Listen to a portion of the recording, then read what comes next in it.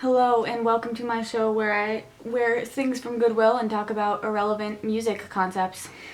Hi, my name is Julie. Notice the lack of E. I've been thinking a lot about 2010. Like, not exactly 2010, but like roughly 2010 through 2012. Come, gather round, take a trip back with me. It was between the tender ages of 11 and 13. Maybe you were also. I was a budding middle schooler to high school freshman. Becoming a woman, discovering music, having crushes on people that would later become very irrelevant to my life. You know the time. I have very vivid memories of the music I listened to during that time of my life. I have very vivid memories of the music that was like the cool music, you know? You know the songs where if you started playing the chords on ukulele, everyone in your high school would kind of like flock towards you. I remember those songs and the memories and people that went with them very clearly. But in the last couple of years, as I've reached the beginning of my adulthood, I've listened to some of those songs again and had a realization that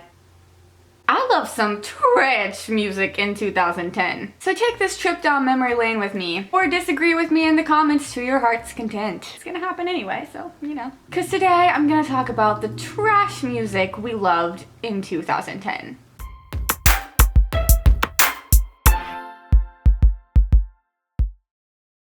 So as I said before, this is not strictly the year 2010, it's kind of between 2010 and 2013-ish. That's when all of these bangers were at their peak. So this list is basically going to be songs that I distinctively remember loving, listening to, playing in the car, singing all the words to, but looking back, they're actually like so bad. I think most of these we can agree on, like pretty universally. It's like how some fashion trends that we all partook in, like there's weird like flowy, stretchy pre-pants that everyone wore when they were 12, my Limited 2 shirt and pink flip-flops. Like how we can remember seeing those trends in magazines and wanting to look like the people wearing those clothes, dragging our moms to Wet Seal and Limited 2 to buy us those clothes. We can remember those real desires of our hearts to look like that, but looking back, it was so bad. That's the same way it is with this music. We all loved it then, but looking back, we all can basically agree that it was trash. Oh, the memories. Number 1, Love Like Whoa by The Ready Set. Yes, this was a bop. Yes, this was a soundtrack to my 7th grade self. But should it have been? So some of the things that made me realize in the past few years how bad this song really is first of all the fact that what does Love Like Whoa mean? It's called Love Like W-O-E. It's not Love Like Whoa. It's Love Like Whoa. And like, the song is clearly about being in a relationship with someone who keeps changing her mind. Love so strong, then you moved on. Now I'm hung up in suspense because you're bringing me in and then you're kicking me out again. But the way that they explain that experience is saying that the girl's gotta love like whoa. The definition of the word whoa, great sorrow or distress. Like I just feel like it grammatically doesn't, because if it was like girl's love gives me whoa, then that would make sense. But it's like a love like whoa. I'm confused by it. Also just the fact that the chord progression is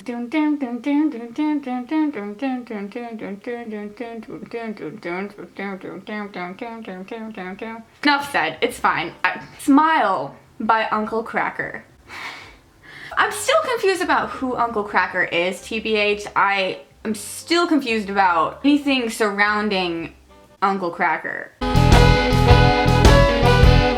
I specifically remember the song being like I read the lyrics in my notebook during school. Pretty sure I like made a poster of it and hung it in my room once. Yeah, it was a thing for me. This song.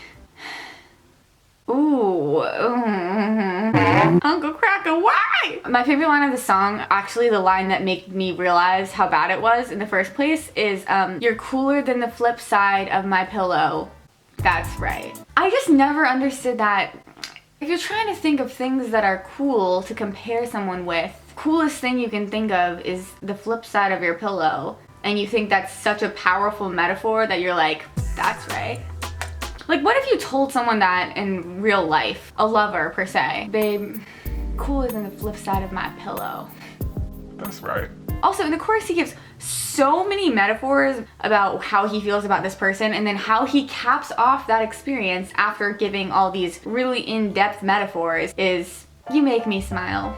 Seems a little like underwhelming to me, honestly. After "You make me shine like the sun, forget how to breathe, sing like a bird, buzz like a bee, spin like a record, crazy on a Sunday night." Oh, Uncle Kracker. Party rock anthem, and basically just anything that LMFAO did, just LMFAO in general. We all remember jamming out to Party Rock Anthem. We all remember telling our parents that LMFAO stands for something different than it actually does. But yeah, LMFAO, Sexy and I Know It, Party Rock Anthem. I feel like they had another one that was like pretty big. They basically just like overtook our minds for a year. Kind of like in SpongeBob when Plankton puts the chum bucket helmets on everybody and they're all mind controlled to love the chum bucket. That's kind of what it was with Party Rock Anthem. LMFAO, through the airwaves, just like altered the chemistry of everyone's brains in America for a second, and we all loved Party Rock Anthem. Dynamite by Taio Cruz. I specifically remember the height of the song when all the older kids knew all the words and chords on the guitar to it. It was like if you knew it, then you were like a cool kid and you could join in the chorus of cool kids. Then I also remember like the rise and fall of it. I remember like a year later, some kid was playing it on his phone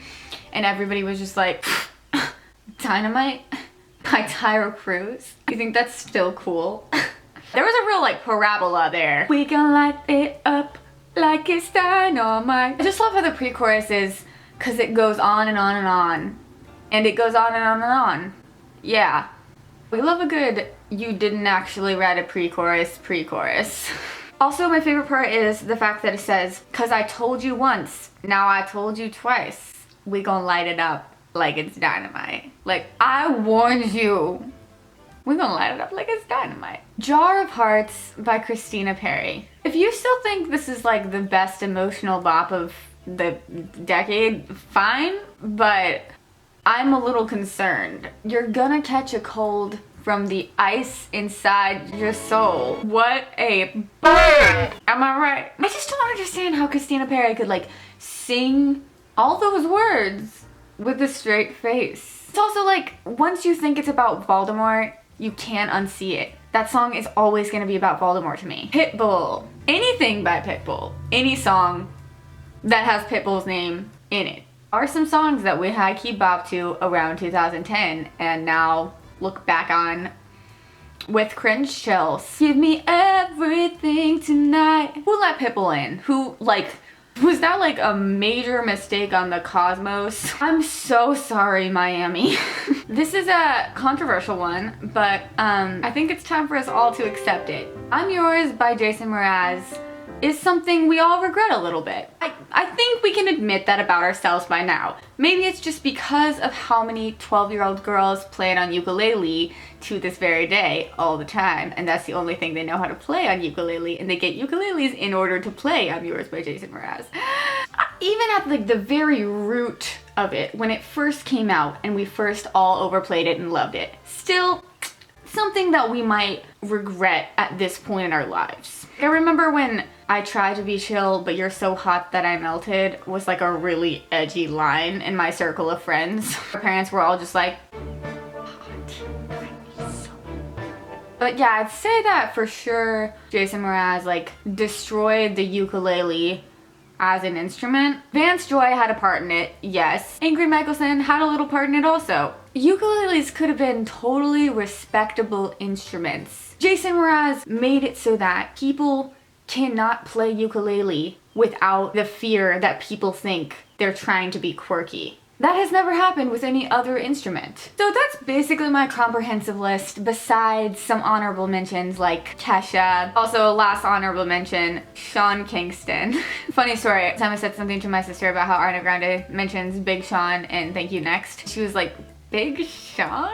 Like, shoddy fire burning on the dance floor? Ariana Grande dated that guy? No, but that'd be hilarious if that did happen. Oh wow, oh, Sean Kingston. Anyway, that was my rant for the day. Tell me if you guys agreed with this. Tell me if you guys had any other bops that you regret bopping to. Follow me on Instagram, check out my album, subscribe to my channel. I just would love to get over that hump of 71K one day. Thank you for subscribing, Kayla Robbins.